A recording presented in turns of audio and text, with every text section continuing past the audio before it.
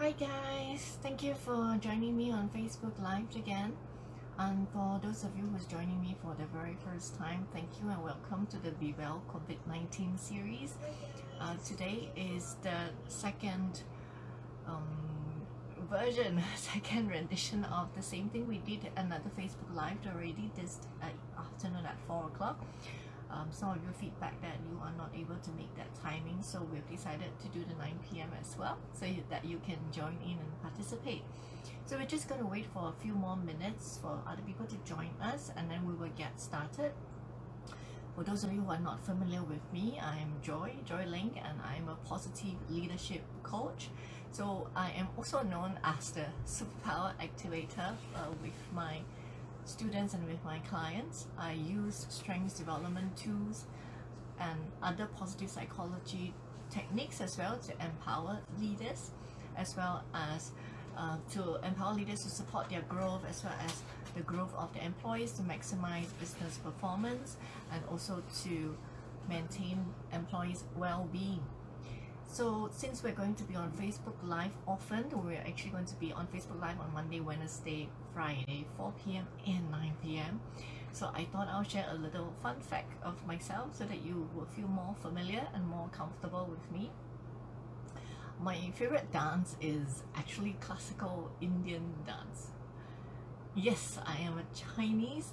Both my parents are Chinese, but I really am absolutely fascinated with classical Indian dance because of the discipline that is required for them to perform the dance well, and the level of detail that classical Indian dance exhibits right down to the eyeballs is just mind-boggling for me. So since young, I've always been most fascinated with classical Indian dance. I have some training, not much, but hope to be able to do that more in the future. I'm sure it will also help me to maintain my well-being as well. So I am going to say hello to everyone who's here, and I want to do a special shout out as well for some very special person. A special shout out to Danny Chin, Thomas B. Fuller, Kenneth Noel Fitzgerald, and Javane. Thank you all of you for making my Facebook experience a wonderful one. Danny, I have taken your feedback to heart, so we have adjusted the lightings. We're still experimenting, but do give me your feedback still and let me know if this works better. Is this eye height level where the camera is it also better for you? And thank you, Javane, for being such an angel. I noticed that you shared my Facebook Live on various Facebook groups on your own accord. I really appreciate the support. So continue to join me on Facebook Live, and I really hope you find this enriching as well. So thank you guys for being so awesome. I have an even more special shout out to this person, Kevin Cheng, because he is the man behind what's going on behind the scenes, supporting all of us in our learning journey as we venture to be well together. So yeah, thank you guys for being awesome. So where are you watching me from? From which country, and where are you at? Are you at your workplace or at home? Drop a comment so that I can get to know you better as well. Okay, I'm going to try and shift my laptop so I can keep an eye on your comments. Okay, so what are we going to cover today? Firstly, we're going to recap the key learnings that we have from our last Facebook Live, which was on Monday. On Monday, we talk about personal agency and self-efficacy, how you can use this to improve your well-being. That is actually derived from the second alphabet from the acronym Humanity United. U, the first U in the acronym. And secondly, we're going to learn about what are the free resources that's available from this Be Well COVID-19 series. We're also going to share about the upcoming Strongest Self in COVID-19 course that we're going to launch on the 12th of May. We're going to check in on our feelings. We're going to make it a habit to check in on our feelings, and then we're going to learn what is mindfulness. What is the research saying about mindfulness? What is the difference between focused attention and receptive attention? What are thoughts and rumination, and how can we include more pockets of mindfulness moments in our lives? What are the ways that we can be more mindful? And lastly, I'm going to offer you a rather provocative idea about mindfulness and mindlessness from my own personal perspective. So that's a little bit not from the positive psychology perspective, just something to trigger your thought and for you to find out where you will place yourself in terms of these two concepts. So for this Be Well COVID-19 free series, for the benefit of those who's joining us for the first time, let me just do a quick share what this Facebook Live is all about. So given the current pandemic, I have decided to do a free Be Well COVID-19 series to support everyone's well-being. And this will include Facebook Live, which is on Monday, Wednesday, Friday at 4 p.m. and at 9 p.m. Thank you, Chuntek, for joining us, and enjoy as well. Other things included in this Be Well Free series is there is a Strengths and Joy podcast that has a weekly episode. It's available on Anchor FM and Spotify. Hopefully it will be approved soon on iTunes as well. We are Healthy, Well and Connected Facebook page. We also have a private Strengths and Joy podcast group on Facebook, and we have an upcoming free Be Well series course that you can take as well. So while we wait for others to join in, I'll just share a little bit about each of these free resources for you. Following that, we're just going to refresh our memory on what we have covered on the last Facebook Live about personal agency and self-efficacy. Okay, so one of the free resources we have is we are Healthy, Well and Connected Facebook page. In this page, we share free resources that is being offered by individuals, companies and governments all over the world to support one another in this crisis. We also share heartwarming stories about how humans are taking care of one another and stepping up in our care and concerns for our neighbors, our communities, and for humanity in general. You are also welcome to share these stories of love as well on the page. We are looking for more Be Well On Connect ambassadors who can share with us how they are taking care of their own well-being and how they are also using technology to stay connected with family and friends, and also for their own personal development and growth. So please like our page. We are Healthy, Well and Connected Facebook page, and better still, be our ambassadors.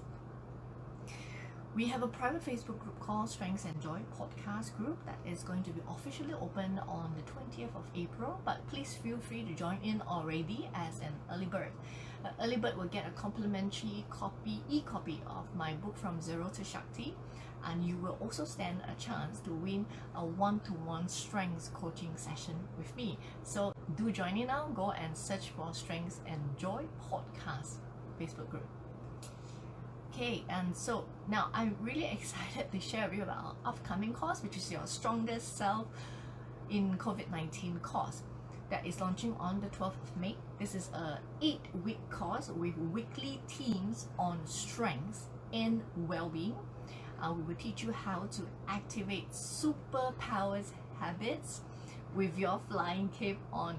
So it consists of what I normally take clients through in terms of a typical strengths development course, except that this time it is way more power-packed, because for the very first time, in order to support everyone in this COVID-19 crisis, we are combining strengths development with well-being tools. So it's a superpowered 2-in-1 program.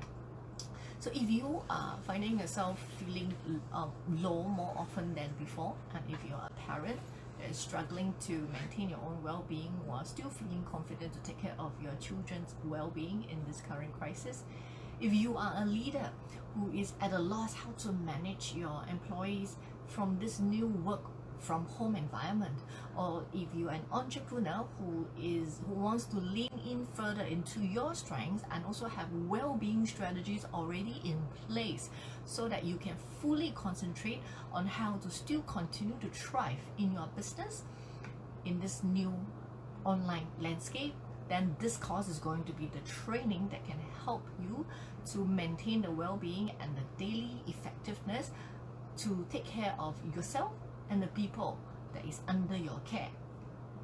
So this Be Your Strongest Self course consists of practical and research-based positive psychology content. It has a scientific skills to help you discover your strengths and to measure your current well-being level. It has a one-to-one strengths coaching session with me, a private Facebook group to learn and grow together with a small group of like-minded individuals.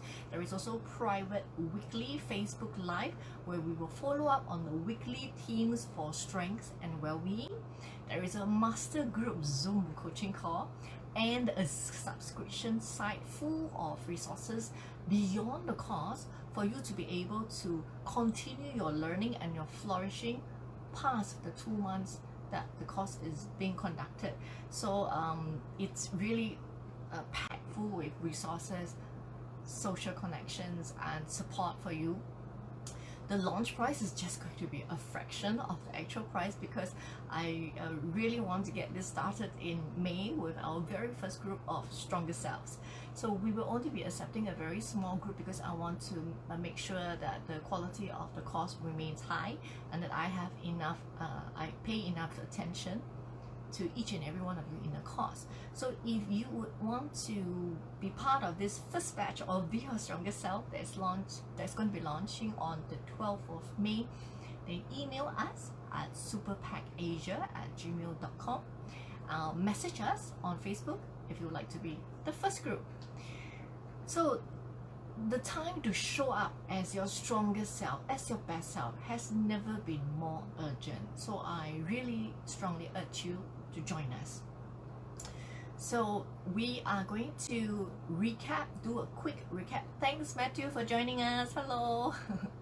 We're going to a quick recap on the last Facebook Live on Monday where we talk about personal agency and self-efficacy. Now, Monday's Facebook Live was on the second alphabet of the acronym Humanity United, which is U. U represents personal agency and self-efficacy in this Be Well series. Agency describes the power that an individual has over their life. And the key to agency is control. Working on increasing your area of influence that you have in your life will increase your sense of control and agency. Self-efficacy is an individual's belief in his or her capacity to execute the behaviors that is necessary to produce specific performance attainment. The way to increase agency and self-efficacy is the 1V and 4W: vision, willpower, way power, why power, and we power. The vision is the goal that is described in clear language that has specific measures, priority, and a timeline. Willpower is also referred to as the agency thinking in hope theory, and that is the desire to take action and the belief that I can or we can. Way power is the pathway thinking in hope theory, and here is all about having the options to allow you to cope with barriers and delays and to promote a new pathway in the event of a derailment of plan A. Why power is the reason we do what we do, the propelling purpose that makes the how bearable. We power is the superpowers beyond the self. There is power in the collective, and you are part of the collective. There are resources in the collective that you can tap on. So listen to the Strengths and Joy podcast episode 4 on personal agency and self-efficacy that will be out tomorrow. Remember to grab the giveaway that comes along with the episode and listen to the podcast at anchor.fm/superpactjoy, or you can check it out on Spotify. Facebook Live, this is something that we do on every Monday, Wednesday and Friday at the GMT +8 at 4 p.m. and 9 p.m. Where we will use the acronym Humanity United, and we will dive deep into each alphabet on Facebook Live on Wednesdays. The next Be Well Facebook Live is on Friday, 10th of April at 4 p.m. and 9 p.m. To support you further with the Be Well series, we are going to have a Self-Care Friday on Facebook Live. So on Self-Care Fridays, we will learn about the tools and the techniques that we can apply for ourselves whenever we feel stressed or we feel under the weather. And I will be sharing with you what I have learned from my psychotherapy diploma, from rapid transformational therapy, and other tools that I have used to support my clients. We will also be hearing from other experts in mental health and to glean in using their experience and their knowledge how we can help ourselves and also our family members. So stay tuned on this Friday Facebook Live, which will be our very first Self-Care Friday. I've been invited to speak at Being a Happy Mom Facebook page for a series of inner peace conversations. And I will be sharing about how you can be your strongest self during COVID-19 on this Being a Happy Mom Facebook page on this Friday at 10th April at 1 p.m. Before our Be Well Facebook Live at 4 p.m. So if you would like to join the session at 1 p.m, go to facebook.com/beingahappymom. This Be Well COVID-19 series is in support of the World Health Organization call to physical distancing and staying home. Stay home and stay in alignment with your well-being and be supported by our Be Well series. This Be Well series is derived from the acronym Humanity United. In this pandemic, we are all experiencing currently, many of us are experiencing the different effects of the vigilance demanded for safety, the hypertension that's in the air, and the physical distancing that is required to contain the virus. It is really very easy for any one of us to fall prey to anxiety and depression.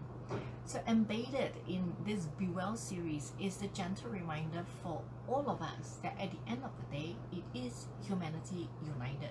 We are all in it together. Whatever it is that you are experiencing, we are all going through it together in one way or another. So today we're going to explore M from the acronym Humanity United, which represents mindfulness. How do we use mindfulness to improve our well-being? Let's check in on the feeling. How is everybody feeling today, right now? It is really good and important, very useful for us to be able to identify our feelings and to label it. The ability to label our feelings help us to have a check-in on our daily well-being and to notice and to address if there is any needs that we need to attend to.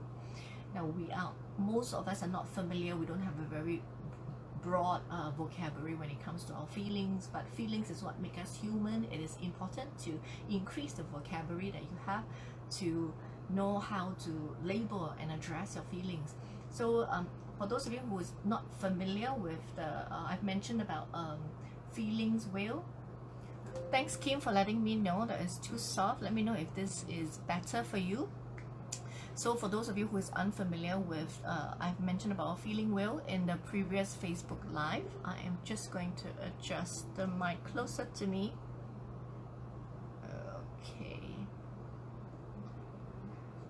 Okay, so I have mentioned about a feelings wheel previously on the Facebook Live, and if you have one, then take a look at it right now and pick a word that closely matches how you are feeling. For those of you who is unfamiliar with feeling wheel, this is how it looks like, and you can Google and download it. I would suggest saving it to your phone for easy access. So this is how it looks like. So it's basically a wheel. You can easily print it out as well, and you can put it in the fridge so that you can use that to check in with everyone in your family on how they are feeling. So drop comment and use a feeling word to describe how you're feeling right now. And as for me, I'm going to use this feeling wheel to find a word that best describes my emotion right now. So on the in the middle of the wheel are the main feelings such as happy, surprised, bad, fearful, angry, disgusted, sad, and then there is a second layer and a third layer where they try to narrow down and pinpoint a more accurate word for you to describe how you're feeling right now. So right now I'm feeling pretty positive, so I think that would be the yellow quadrant where it says happy. I feel content right now. Wow, didn't realize that. I feel content right now, really happy to be able to do this Facebook Live. It's the learning curve has been really steep, but I'm happy with where we are right now. So yeah, I'm feeling content. What is your word? Comment and let me know your feeling word in the comment. If you are not watching this Facebook Live, you're watching this later, still feel free to comment and please still join in and participate. So, what is mindfulness? I did an informal survey.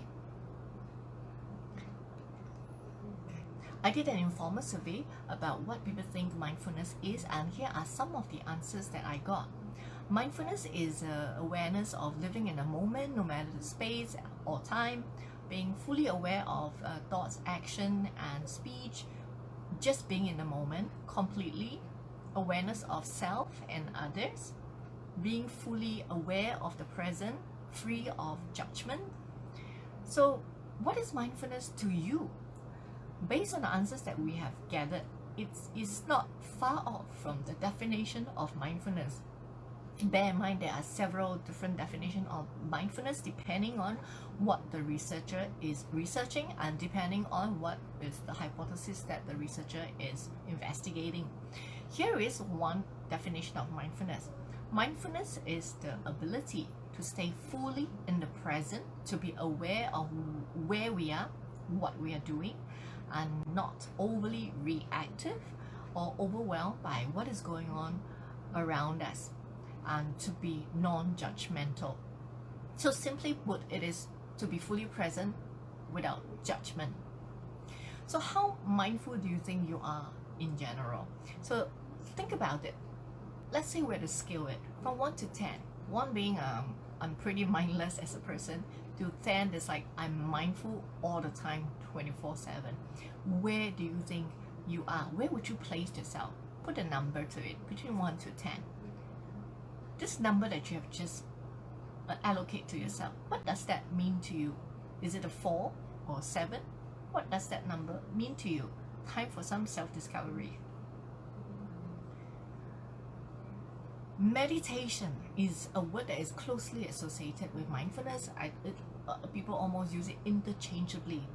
I just want to highlight that there is actually a distinction, which is good to know.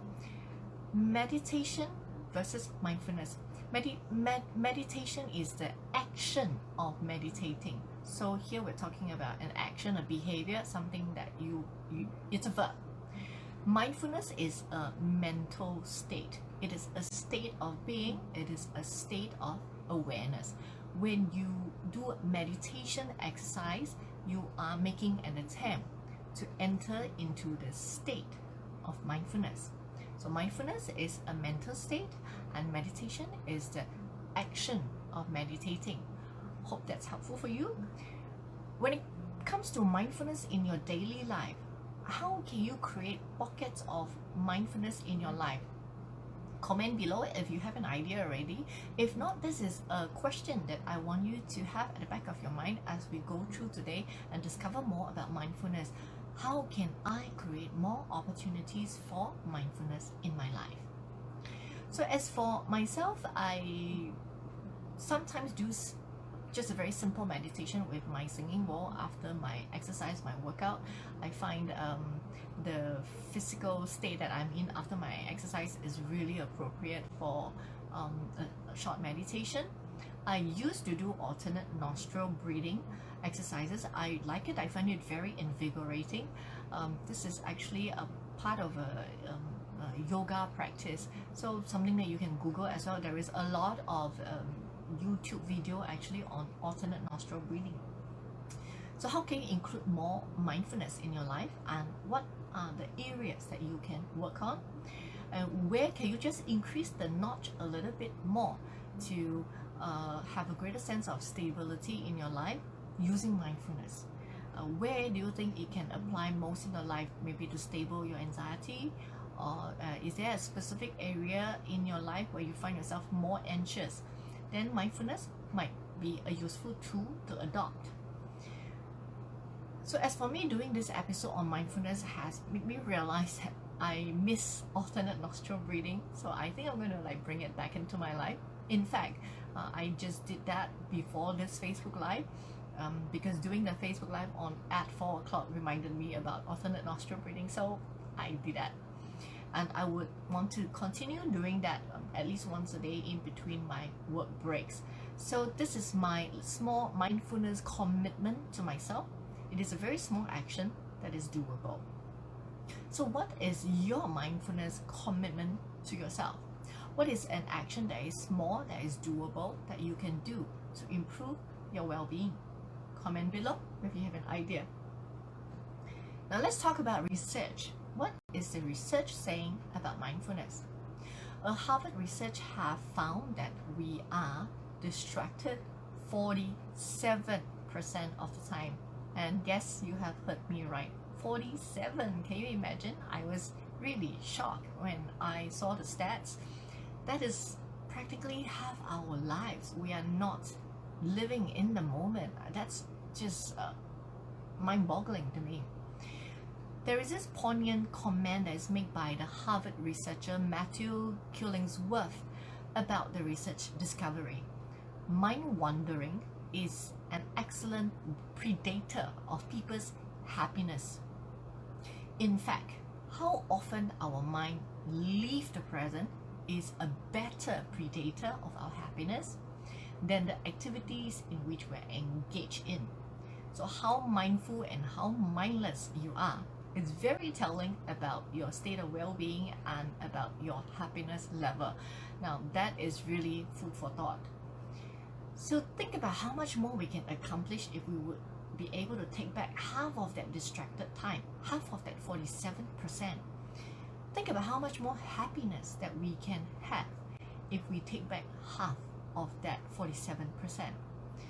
Even 10% of that wasted time can do amazing things to our well-being, our productivity, and the quality of the relationships that we have. I'm a coach, and one of my top superpower is being an activator. So I really want you to think of a specific action that you can take to address this. Get started on it. Think about this. What are the top 3 things that is a daily distractor for you? Is it social media? Is it something else? What are the top 3 things that is a daily distraction for you? Okay.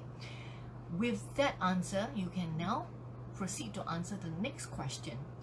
How can you take back 10% of that 47% of distracted time? Let's just start with 10%, baby steps.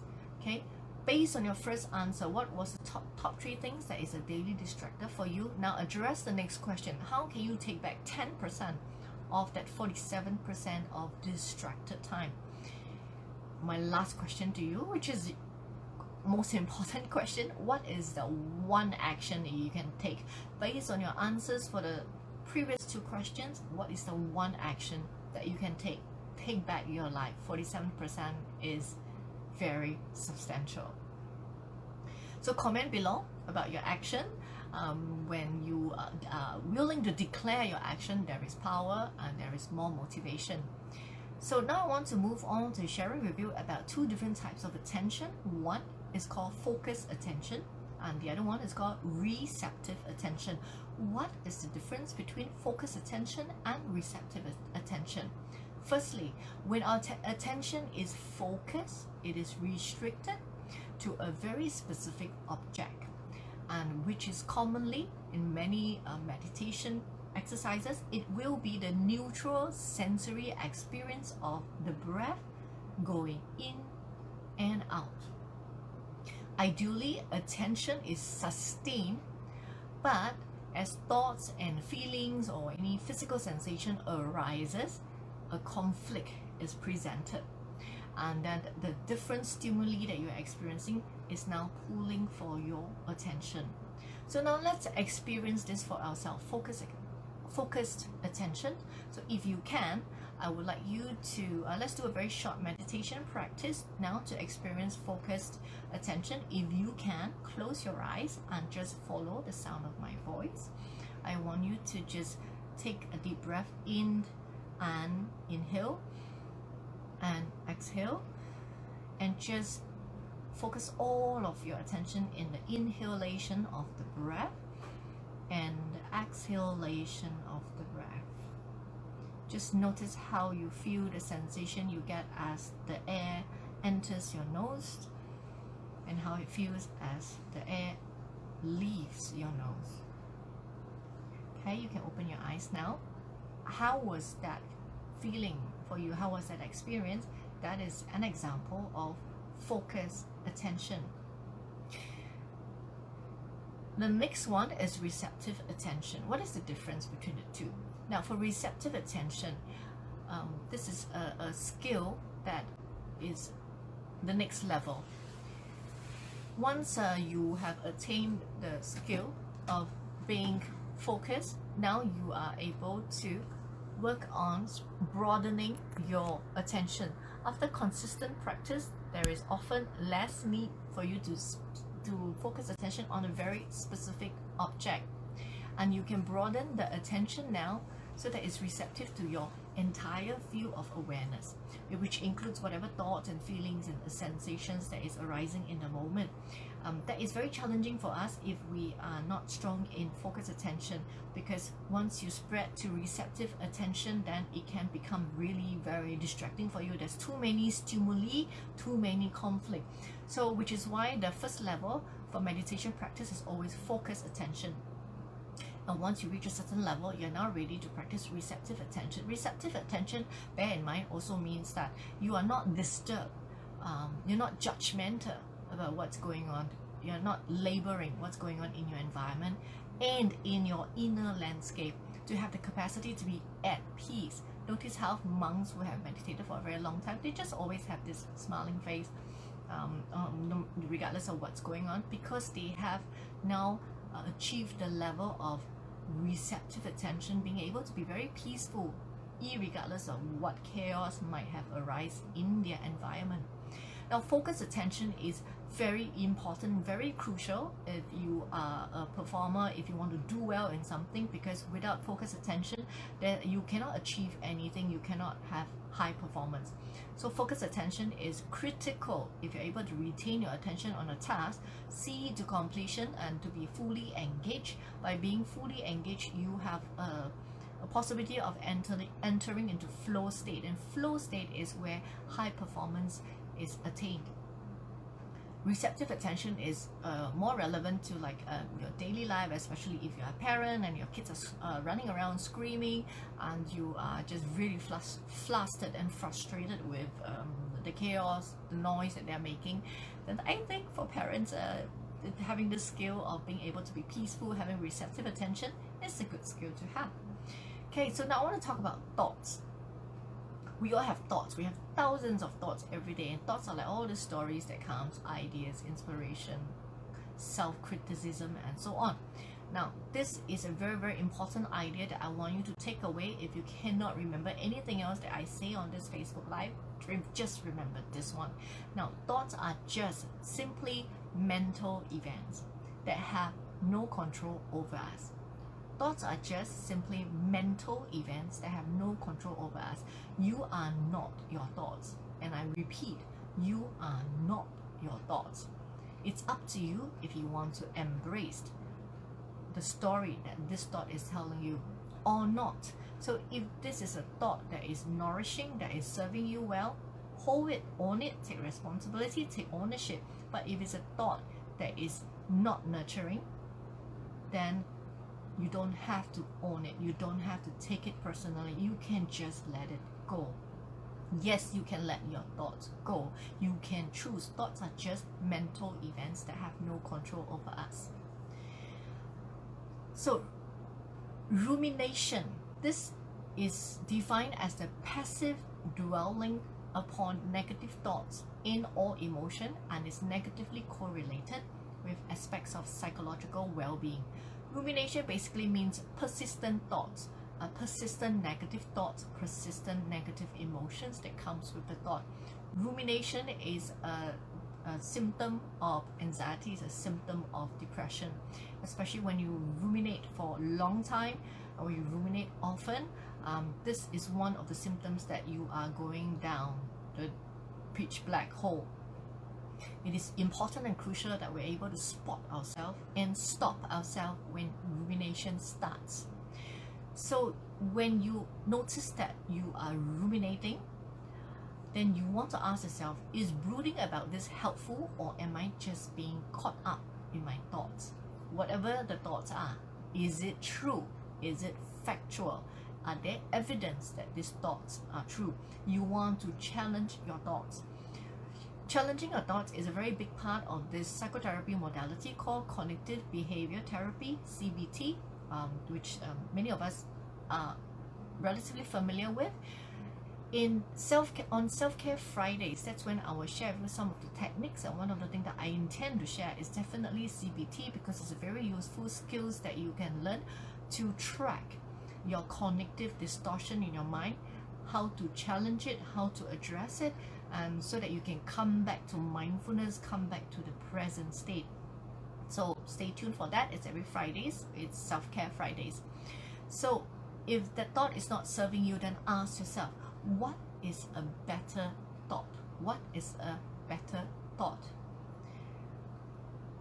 Now let's get practical with mindfulness. So I'm going to share with you some of the ways where we can learn to be more mindful in our daily life.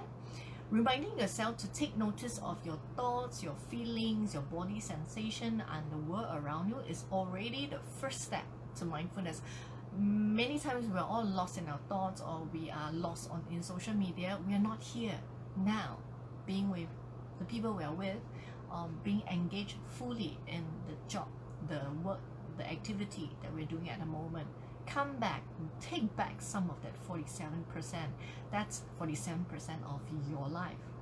So first step, take notice of your environment, take notice of your inner landscape. Okay, the first step, one suggestion is notice the everyday. Some things we take for granted when we wake up. This is our house, this is my bedroom, this is the toilet, this is the kitchen, this is how it looks like, this is how it looks like every day. Stop the autopilot, disrupt the autopilot. Look at all the detail in the kitchen, in the bedroom, in your wardrobe. Actually look. And when you disrupt the autopilot, sometimes you gain new perspective. You might get new innovative ways to solve a problem. You might get a more creative idea, a more creative solution. So try to notice the everyday. Another way is you can keep it regular. Have some very simple mindfulness practice that you can install and practice it. Make it regular. Every day at the same time, I'm going to do this. And this is something small, doable, and make it into a routine, make it into a habit. Another way to be more mindful is try something new. When we try something new, because it's not familiar to the brain will be fully engaged, because the brain is trying to understand, oh, how does this work, or what is this about, is this safe? So when you do something new, the brain is fully engaged. You're definitely in the moment, you're definitely mindful. You can also learn to watch your thoughts. This is really a biggie. We should all learn to monitor our thoughts. So I'm going to use a bus stop analogy for you. Now you can just imagine that the bus stop is your mind, your inner landscape. And as with any bus stops, buses always come every once in a while. Different kinds of bus going different destination, and will stop at the bus stop. You don't have to entertain every bus. Some bus you can just let it go past you. It doesn't have to stop at the bus stop. Do not engage with every bus. Bus here refers to your thoughts. Some thoughts are positive, it nurtures you. Some thoughts are negative. Some thoughts are even critical, it criticizes you. What you want is choose your buses. You don't have to let every bus stop. You are the bus stop, you are the boss. So you want to pick the buses that you are going to allow to stop, and the buses that you're just going to say continue on. Okay, pick your, remember, thoughts are just mental thoughts, mental things that you don't have to completely own ownership of every thought. Okay, so this bus stop analogy. So now every once in a while, a few times a day, you can even set an alarm to do this exercise. Might as well have fun. You can, when the alarm ring, or you can do this at a specific time that you have set for yourself. Notice the thoughts that's coming in. We always have thousands of thoughts in every day, and in every one moment there's probably like five thoughts that is like conflicting for your attention. Pick the thoughts that serve you, let the rest go. You don't have to take ownership of all your thoughts. So another way is to do mindfulness your way.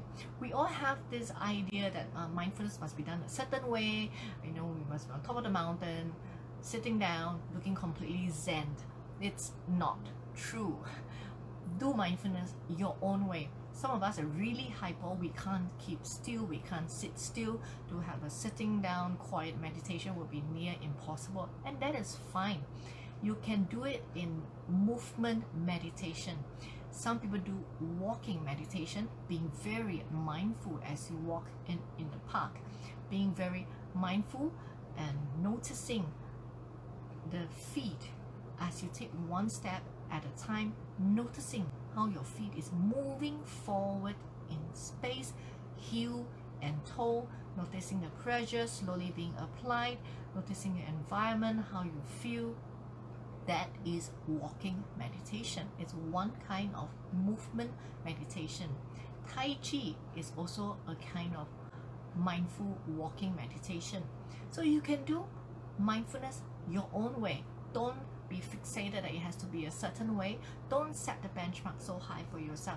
Even if you're 5% more mindful than yesterday, that is already a huge win for you. You are slowly taking that 47% back into your life, gaining back your life. There is this interesting thing that some people do. It's called mindful eating, having no distraction, no phone, no videos, no conversation, just eating by yourself and just feeling all the sensations in your mouth, feeling the food, feeling the utensils in your hand, and really very slowly and mindfully finish a meal. It's quite a challenging idea for me, but if you're up for it, again for it, you can try it as well. So you see, mindfulness can be done in any way, so long as you are in the moment, you are fully experiencing what's going on, and you are not having any judgment about it. Do mindfulness your own way. The point here is to get started. Another way that you can have more mindfulness in your mind is to be able to have the ability to label your thoughts and your feelings. It's just the same thing as us being able to acknowledge and label our feelings. It is the same concept. Now you want to be able to label your thoughts and feelings as well, so that you can break the state when it is not productive for you. When you catch yourself being distracted, right, you want to be able to label that thoughts, label that feeling, and by labeling it, you are breaking that state and then you're coming back to the present. So if you catch yourself, you can say, I'm feeling anxious about my job. Say it, and you can say it in your mind, but say it. And by saying that, you're breaking your state, which is what we say in NLP. You're breaking your state. By breaking your state, you have a reset button. Now you're back to point zero. You can start again, being mindful in the moment. The last tip that I want to give about how we can be more mindful is to free yourself from the past and the future. There are only 3 points in a timeline: the past, the present, and the future. Although some of us would argue that there is only one point, and that's the moment now, and now, and now. There is no such thing as the past, and there's no such thing as the future. Whichever camp that you're in, it doesn't matter. If you are someone who often find yourself living in the past, then you might want to address some regrets. If you are living in the past and you're always feeling negative about it, that means there is some element of regrets. That what is it that you have regrets about? Is there any way that you can address it? Is it an apology that you need to make? What is it that you can do about it? Those things that you can do, do it. Those things that is not possible to do, you have to accept it. You have to make peace with it. You have to stop living in the past, because that is hindering your mindfulness in the present. If you're someone who catches yourself often in the future and you're not feeling good whenever you go to the future in your mind, then you are having projection of a disastrous future. You are having fears. If you have fears, write a letter to yourself. Let it all out. Do journal. Talk to someone. Okay, and bear in mind, whatever you're projecting, Whether it's real or not, we don't know. Whether it's going to happen, we don't know. Nobody have a crystal ball. All you have is now. If you want to address your fears in the future, guess what? The only place you can address those fears is now. So either way, you have to come back to the present, being mindful of the present. So whether you are in the past because of regrets or whether you're in the future because of fears, either way, come back. You have to find ways to bring yourself back into the present, because only in the present can you do anything about the past or the future.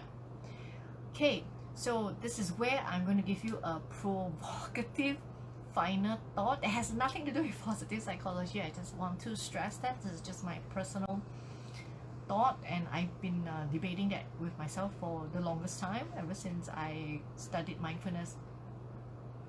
So mindfulness is recommended, and it's a very powerful mental state. In fact, it is a recommended mental state for peak performance and for well-being. But I've always wondered, is there a place in our life for mindlessness? Yes, you have heard me right, mindlessness. Is it really possible for someone to be mindful 24/7 every day of your life? Like, I find it a little bit unthinkable. After a long day at work where I feel like my brain is dead, sometimes I just want to be mindless and watch a funny romantic comedy, or just do something that doesn't engage my brain, that I can just rot or decompress, as I would say. So I feel like sometimes for very small parts of my day, I kind of would like to have some mindlessness, but then I wonder, being engaged in the romantic comedy, is that considered mindfulness because I'm engaged in the activity that I have in the moment? So I don't have an answer for it. I am familiar with mindfulness, but I do not proclaim to be the expert. So what about you? What are your thoughts about it? Do you think it is possible to be mindful all the time, and is it something that you will want? Regardless of what your answer is, I just want to stress 47% of the time being distracted is still a bad idea. That's half your life gone. You're not living in the moment. So I think there is still a lot of room for most of us to have more mindfulness state, so that we can take back our life and really live it to the fullest. I think even if we take back 10% of that 47%, your life is going to be very, very different, and definitely for the better.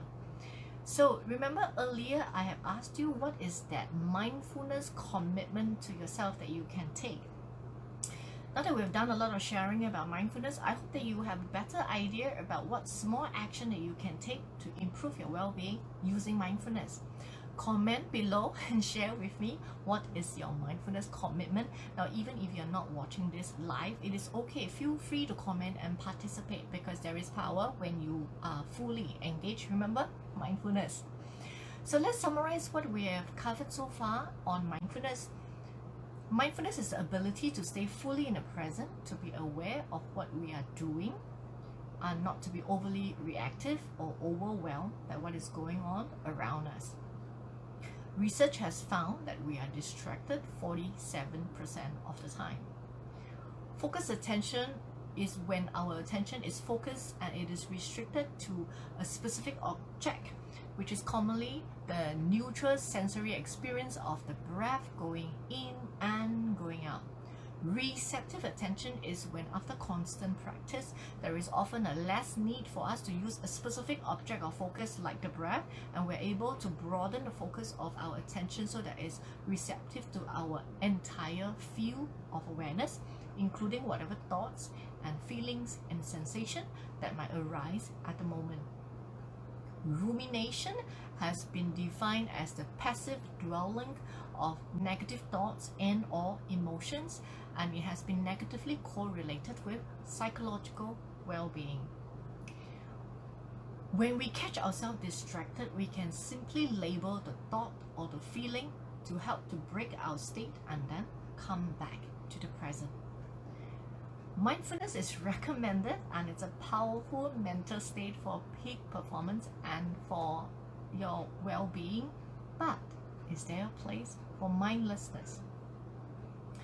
self-awareness and radical honesty is required here. We should not be using this as an excuse to be or to stay mindless. So if you do not remember anything at all about today's Facebook Live, just remember this and repeat after me if you can. Thoughts are simply mental events that have no power over us. Thoughts are simply mental events that have no power over us.